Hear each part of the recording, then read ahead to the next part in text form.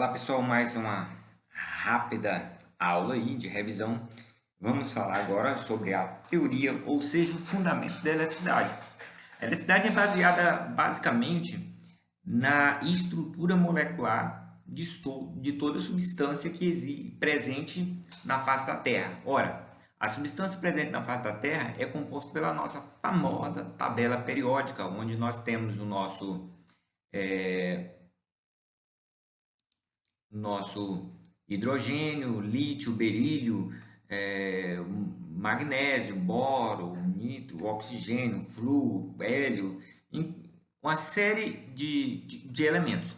E o que decide cada elemento desse é a quantidade de prótons que ele tem. Ou seja, se ele tiver um prótons, ele é o hidrogênio. Se ele tiver dois prótons, ele já é o hélio. Se ele tiver três prótons, já é o lítio. 4 é o berílio.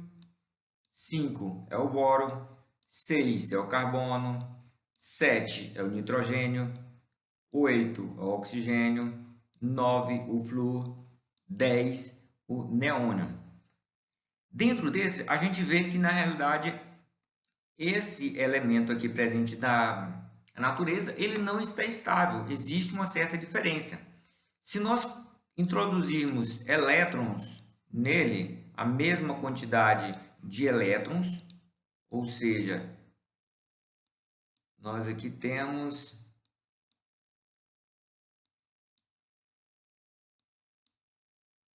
repare que a mesma quantidade de elétrons vai ser a mesma quantidade de prótons.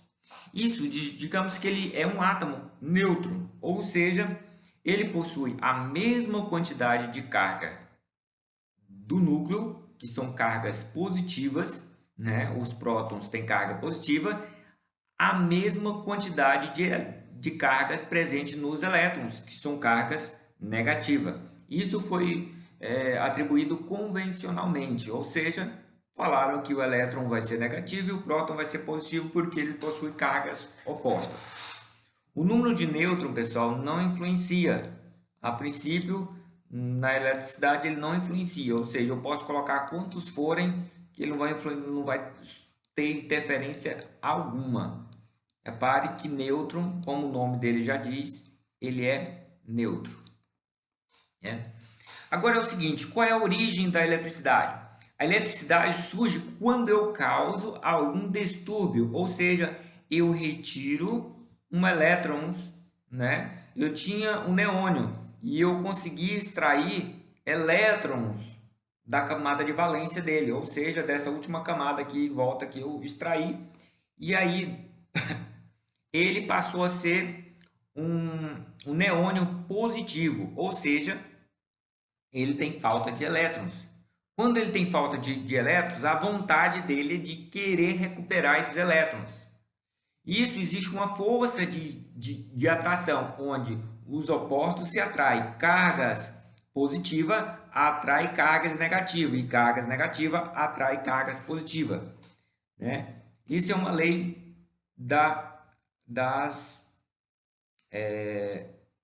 como é que fala, presente na eletricidade e que você pode comprovar isso com inúmeras experiências. Por exemplo, se aqui fosse, no caso, o flúor, vamos colocar o oxigênio. Ele está neutro, né? Se eu retirar a quantidade de elétrons, ele vai ficar positivo. Agora, se eu colocar elétrons a mais, o que acontece? Ele vai começar a ficar positivo, né? Repare que quando ele apareceu, eu retirando elétrons, vou tirar aqui da camada de valência, ele virou um íons positivo. Esse íons positivo é chamado de íons cátion. Quando eu coloco bastante elétrons, eu tenho excesso de elétrons em um átomo, ele chama de íons ânions. Quando acontece essa diferença, que de um lado eu tenho mais elétrons e do outro eu tenho menos elétrons, este fenômeno é dado como uma diferença de potencial. Diferença de potencial, a gente vendo na eletricidade, é o mesmo de que tensão elétrica. Beleza? Espero fazer outros vídeos aí e demonstrar um pouquinho mais de conhecimento para vocês nessa rápida revisãozinha aí para vocês. Até a próxima.